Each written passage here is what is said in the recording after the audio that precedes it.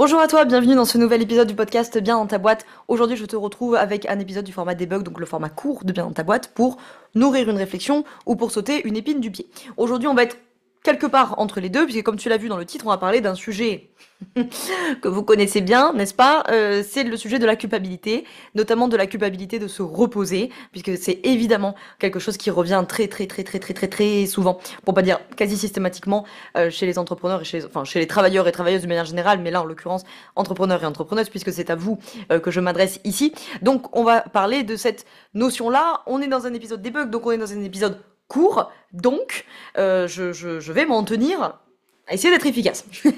À pas partir dans tous les sens parce qu'il y aurait beaucoup de choses à dire.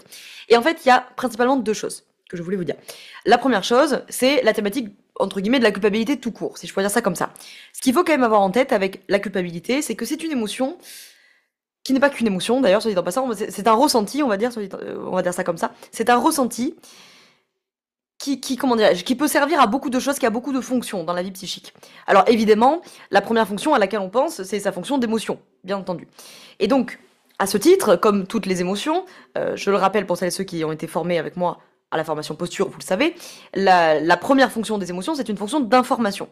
Et donc à ce titre, la culpabilité en tant qu'émotion a aussi une fonction d'information. L'émotion que la culpabilité, elle cherche à vous faire passer quand elle se manifeste, c'est que vous venez de faire quelque chose qui est contraire à votre système de valeurs. Ou vous avez dit quelque chose, ou vous n'avez pas fait, ou vous n'avez pas dit, bref, d'une manière ou d'une autre, vous vous éloignez de votre système de valeurs. Hein, tout simplement, vous aviez promis, je dis n'importe quoi, hein, vous aviez promis à votre copine ou à votre copain de ne pas répéter le secret qu'on vous confiait, et puis vous êtes allé répéter ça à un autre ami ou une autre amie parce que dans le feu de la discussion en terrasse que vous avez dit au fait, je t'ai pas dit, mais là j'ai appris un truc. Bon, vous avez trahi la promesse que vous aviez faite à votre ami quelques temps plus tôt. Bon, vous ressentez de la culpabilité, vous êtes dans la situation classique shit de ressentir une émotion. Cette émotion, sa première fonction, ce n'est pas la seule fonction des émotions bien sûr, mais la première c'est une fonction d'information, et l'information qu'elle cherche à vous faire passer c'est oh là là, on vient de faire un truc qui est contraire à notre système de valeurs avec lequel on n'est pas raccord. Bon. Ça, c'est la culpabilité en tant qu'émotion. Maintenant, la culpabilité, elle peut aussi se manifester comme un phénomène de censure, notamment dans la question du repos, le fait d'être fatigué, de venir, ou même de pas être fatigué d'ailleurs, mais d'aller au repos parce que vous êtes fatigué ou parce que tout simplement vous en avez envie de vous reposer. Et là, tac, de ressentir de la culpabilité. Ici, dans ce cadre-là, elle peut effectivement venir vous informer que vous faites quelque chose qui est contraire à votre système de valeurs. La plupart du temps, dans ce genre de scénario, elle vient plutôt faire fonction de censure. La culpabilité, c'est un très bon mécanisme de censure. Les femmes, la plupart du temps, l'ont appris en long, en large et en travers toute leur vie. Les hommes peuvent être concernés, bien entendu, mais c'est vrai que chez les femmes, c'est assez systématique pour des raisons de sociabilisation primaire. Et donc, à ce moment-là, c'est j'ai envie de me reposer et où j'ai besoin de me reposer, je vais au repos et là, clac, je culpabilise. En fait, cette culpabilité, elle est venue faire censure, un peu comme la douane au péage, pour renvoyer au fin fond de ta vie psychique les émotions et les besoins qui ont cherché à se manifester. Okay, il y a un besoin de repos qui s'est manifesté, il a envoyé des émotions d'inconfortabilité, d'agacement, d'irritabilité pour te faire passer le message d'angoisse par exemple, pour te faire passer le message de oh, j'ai besoin de me reposer, vous allez vous reposer, clac, la culpabilité elle débarque, elle fait censure, et elle renvoie les émotions et les besoins au fin fond de votre vie psychique. Troisième et dernière chose sur ce point, c'est que la culpabilité, je parle de ce cas spécifique parce qu'il y a beaucoup de positions de prédilection de sauveurs et de sauveuses parmi celles et ceux qui m'écoutent, parce qu'il y a beaucoup de professionnels de l'accompagnement, etc. Donc, dans la thématique de la position du sauveur, la question de la culpabilité, elle est intrinsèquement liée à la position du sauveur. Pour deux choses. La première, c'est que les deux constructions du monde de base de la position du sauveur, c'est je suis mauvais, je suis coupable. Ou je suis mauvaise, je suis coupable. Donc déjà, dans les deux constructions de base, il y a déjà la construction de la culpabilité. Pourquoi ? Parce que, petit 2, ce qui se passe dans la thématique du sauveur, moi j'en ai déjà parlé dans plein d'épisodes sur la position du sauveur, je vous avais beaucoup d'épisodes sur cette position-là, il y a la thématique que quand l'enfant qui a appris une position de prédilection de sauveur, va devenir l'adulte qui a la sensation de devoir racheter une faute. Et c'est parce qu'il a cette sensation de devoir racheter une faute qu'il va se mettre à jouer, au sens transactionnel de la chose, au sauveur. Et c'est parce qu'il a cette sensation de devoir racheter une faute, parce que je vous le rappelle, les constructions du monde de base, je suis mauvais, je suis coupable, donc j'ai une faute à racheter. C'est pour ça que le sauveur se retrouve toujours dans des situations d'endettement de ses relations. Bref, je ne repars pas sur la thématique du sauveur. En revanche, ce qui s'est passé enfant, c'est que l'enfant, il s'est rétréfléchi la culpabilité contre lui. Donc en fait, il va se retourner à lui-même la faute, et donc il va se retourner à lui-même la culpabilité au sens littéral d'être coupable. De quelle faute, on ne sait pas, dans quel contexte, on ne sait pas. C'est un phénomène de rétroflexion, comme ça. Hein. Donc, je voulais aussi donner cette piste-là de réflexion, si vous êtes souvent dans les thématiques de culpabilisation, de culpabilité et de culpabilisation, parce que c'est quand même important, notamment si vous avez grandi avec un parent ou plusieurs parents qui étaient culpabilisants. Hein. Soit de culpabilisation paternelle et qui jouaient sur l'engagement, du type tu t'étais engagé, tu peux pas me laisser tomber. De culpabilisation maternelle, cela vous la connaissez bien, c'est le classique avec tout ce que j'ai fait pour toi, tu pourrais quand même te comporter autrement. Hein. Et ou de culpabilisation fraternelle, celle qui joue sur la solidarité. Hein. Tu peux pas me faire ça, on est un couple, tu peux pas me faire ça, on est une équipe, tu peux pas me faire ça, on est une famille. Voilà. Le dernier point dont je voulais que je voulais partager ici pour que tu puisses nourrir tes réflexions, éventuellement avoir des pistes, et après je te donne 2 solutions pour aller plus loin, c'est la thématique, évidemment, je ne pouvais pas ne pas en parler. Hein. Évidemment, il faut politiser sa vision, et donc la vision politique qu'il faut avoir ici, c'est évidemment la question du capitalisme intériorisé. C'est évidemment toute la thématique d'avoir intériorisé le rapport à la performance, le rapport à la productivité. Il faut être productif tout le temps, il faut être efficace tout le temps. Alors sachez bien que dans l'histoire, et je parle pas d'un truc d'il y a 4000 ans, hein, le travail, c'était pas forcément quelque chose de bien vu. Hein, au contraire, les élites voyaient plutôt d'un mauvais œil le travail, puisque le travail, c'était pour les esclaves, c'était pour les bas-fonds de la société, en fait. Hein.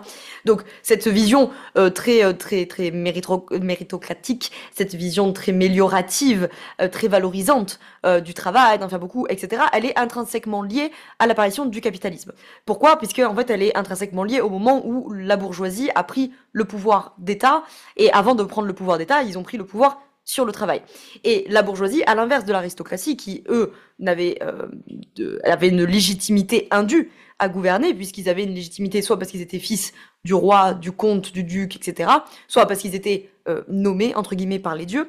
Donc, l'aristocratie de l'époque n'a pas besoin de légitimer sa prise de pouvoir, enfin c'est même pas sa prise de pouvoir, je veux dire, ils ont pas besoin de légitimer leur pouvoir, ils ont pas besoin de légitimer leur place, puisque ce qui est légitime, c'est tout simplement d'être le descendant de trucs machin ou des questions religieuses.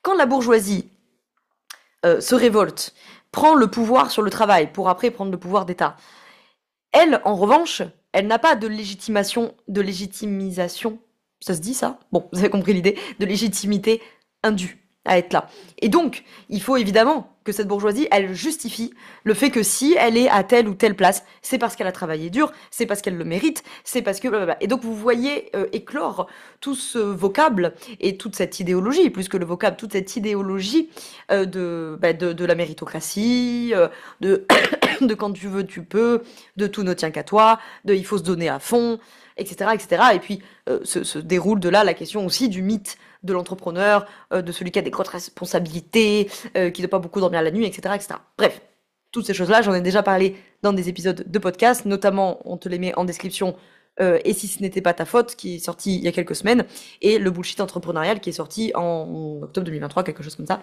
Bref, on te remet les liens dans la description, et c'est évidemment quelque chose qui est amplement documenté, par exemple dans le livre Le mythe de l'entrepreneur.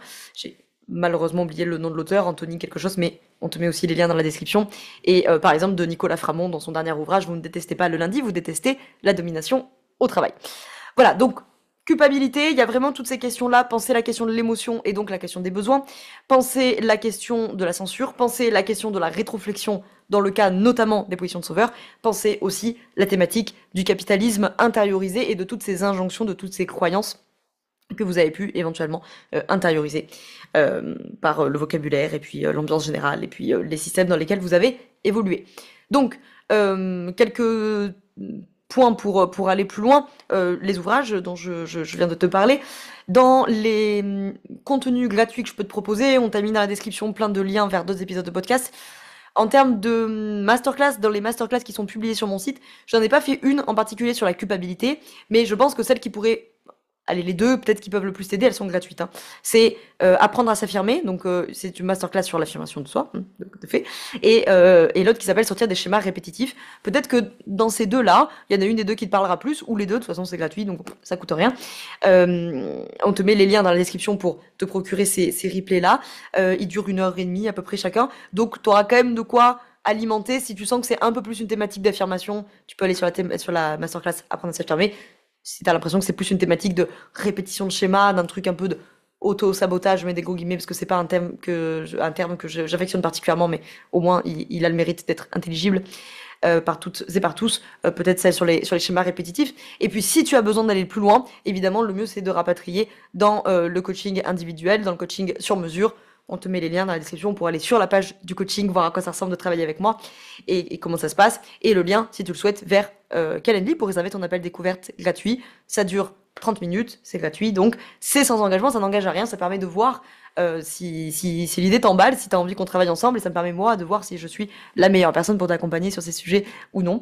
Et les accompagnements sont sur mesure, je ne fais pas de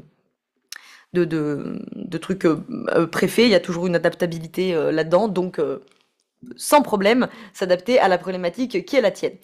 Bah voilà, hein, je crois que j'ai à peu près tout dit, ça fait déjà pas mal de choses et c'est beaucoup trop long pour un épisode debug qui est censé être un épisode court. Donc je conclus, je te remercie d'avoir écouté cet épisode jusqu'au bout et je te dis à très bientôt. Ciao.